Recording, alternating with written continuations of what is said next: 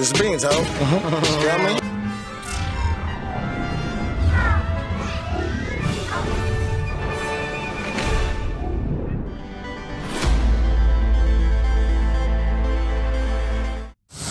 Yo, let's get it. Alright, so I'm gonna give y'all a couple seconds to like the video because there's a little bit of 2K22 information that Mike Wayne dropped last night that I really want to talk about. And I also want to bring in another topic for a possible feature for future 2Ks. I'm gonna try to make this short and concise, but still hit all the points. I'm gonna have a link in the description of his actual tweet. So yeah, y'all can check it out for yourself. The first one was basically him saying that next gen and current gen will practically be similar or the same on court when it comes down to gameplay. Shooting, they took out steady shooter for those people who use steady shooter. I never really used it, but I heard it was super OP. They also took out the vibration cue to let you know when your time when you time your to let you better understand your shot timing. So they took that out as well. So they took away shot aiming, which is great because those Zen users was getting out of hand, and I'm pretty sure they'll find a way to use Zens in 2K22. But they took away shot aiming. They also have another 2K courtside report coming up with shooting. They said shooting is more predictable this year, which I don't know what that may mean. It could be easier. It could be predictable is a hard word to use, but of course they're going to use that mysterious word so people will stay tuned for the courtside report that is coming in soon, which I will be giving information for as well. They also said that shooting will be easier. Yeah, I mean, not easier, but it is easier because they said you don't have to have a high rating to be a good perimeter threat, which means that, I mean, 86 was the threshold for perfect green releases as long as you have good timing. But I'm guessing with them saying that, that means that they're going to bring it down to where your green release threshold is a lot better as long as you know your jump shot, you feel comfortable with your jump shot, and as long as the servers are not giving you mad latency. So that's another thing. Like, latency will change your shot, and sometimes it feels like in 2K with next gen and current gen, because I play both, but more next gen than current gen. I just don't like to go backwards. But it seems like it depends from rec game to rec game or park game to park game which court you're on, whether you're going to lag or you're going to have a delay to your shot. So it's also going to depend on their servers. Once again, another year.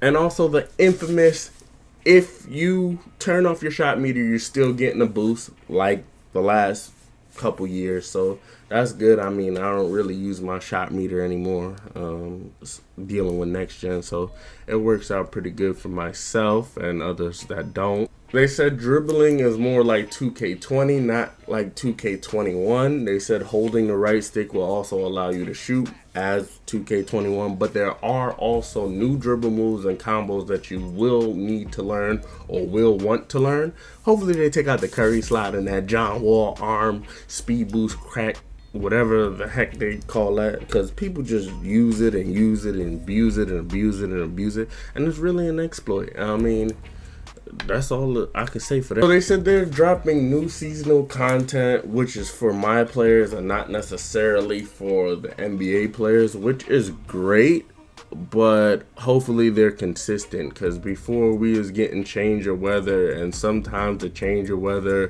made the courts laggy and this, that, and the third. The next gen, they had snow for a little bit and then that was it, so they kind of quit on the snow part. So we'll see what that has to offer. They said there will be some dropping at the beginning of the game, so that's good to hear. As far as content coming in, they're trying to keep the content fresh. But like I said, we'll see. So with the new content coming in, they said that some content will be seasonal, which is great. And then some content like the signatures, moves, and stuff that you learn will stay after the seasonal event is over, which is great. to know and have, so you won't earn this move one season and then have to learn it or lose it when they switch seasons. They also said that shots won't be taken away, only added. They said that we're getting more animations based on size and ability this year as compared to other years, as well as they are trying to keep the signatures the same between current gen and next gen, which is pretty dope. I mean, so it's kind of more consistent. So I saved the best for last. They are adding in new jump shot animations, which I don't know if that's just for the park or Pro-Am, but hopefully for both. But really the best for last is no more fluctuating 99s. Once you get 99, you stay at 99. And I feel like that's where I'm gonna drop the video, because that's kind of the end of all the information that he gave us. But I do have one topic that I want to bring up as well. So the one topic that I wanted to bring up, me typically running point guard, there's a new feature that I feel like they should add with icon passing. I feel like if they add in this feature, it will make icon passing, or even take passing to another level. Like when you bring up your icons and say you got your icons up and you want to pass it to, say, the shooting guard, which is typically B on Xbox and I think circle on PlayStation. They should have it where, like, if you hold that icon, you get to do a different type of pass. Like, if I want to throw a bounce pass to the person in the corner because the person jumped at me, I should be able to hold B to throw the bounce pass. If I want to throw a oop to that icon, say the icon is cutting, then I should be able to double tap that button, whatever button is connected to the person that is cutting. And I feel like that would add another skill to passing in the game. Like, that would take passing to another level. I should be able to double tap that button and throw the oop to the corresponding player. I feel like that will be a perfect feature to add in to make the gameplay seem kind of different. But, you know, if I want to throw a lob pass, then you can do, you know, triple tap or something like that. But I feel like that should be a feature that should have been implemented, but hasn't been, or hasn't been in the way that it should be. And really, that's just the new feature that I've been thinking about with me playing 2K21 next gen. They need another way to basically, they need various pass options when it comes to the icon passing, because right now a lot of these icon passes are very predictable.